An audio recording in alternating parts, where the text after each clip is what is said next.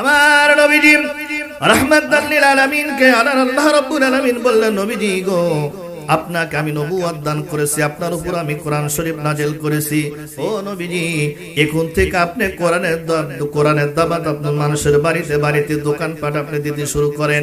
কিন্তু দেখা গেল আল্লাহর নবী মুহাম্মদ সাল্লাল্লাহু আলাইহি ওয়াসাল্লাম গোপনে গোপনে 3টি বছর কোরআনের দাওয়াত দিয়েছেন। কয়টি বছর? 3টি। প্রকাশ্যভাবে দাওয়াত দিতে পারেন নাই।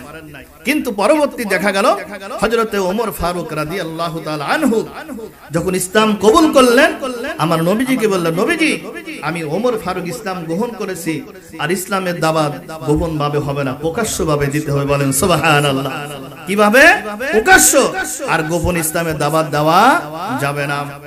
আমার নবীজি ইসলামের দাওয়াত দিতে যখন প্রকাশ্য ভাবে দাওয়াত দিতে শুরু করলেন, কাফেরদের মধ্যে থেকে কিছু কিছু লোক এসে আমার নবীজির হাত ধরে যখন মুসলমান হতে শুরু করলেন, আবু জেহেল চিন্তা করলেন আমার ভাতিজা মুহাম্মাদের দলে বেশি লোক হচ্ছে, এখন তো মেনে নেওয়া যায় না।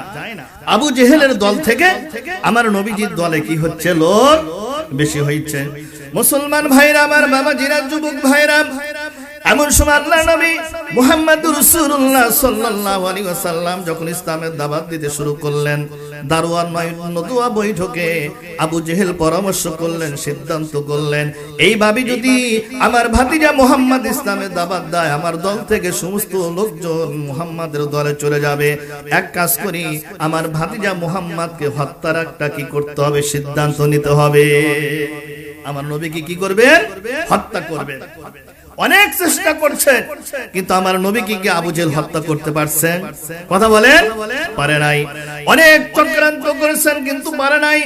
সর্বশেষে আবু জেহেল সিদ্ধান্ত করিলেন, অনেক চেষ্টা করেছে, কিন্তু আমার ভাতিজা মুহাম্মদকে আমি হত্যা করতে পারি নাই। এইবার শেষ পর্যায়ে, শেষবারের মতো আমার বন্ধু ইয়ামিন দেশের বাদশা, নাম হচ্ছে হাবিব বিন মালিক, ইয়ামিন দেশের বাদশা। খারাপ মানুষের বন্ধু কি ভালো হয় না খারাপ হয়? কথা বলেন। আবু জেহেল বলতেছেন, আমার নবীকে অনেক চেষ্টা করেছি হত্যা করার জন্য, কিন্তু পারি নাই।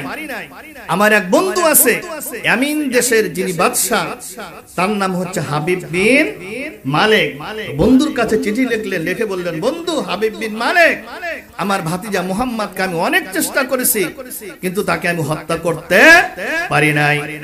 ও বন্ধু হাবিব বিন মালিক, আপনার কাছে আমি চিঠি লিখলাম, আপনি তাড়াতাড়ি মক্কাতে চলে আসুন, আমার ভাতিজা মুহাম্মদকে হত্যা করতে হবে।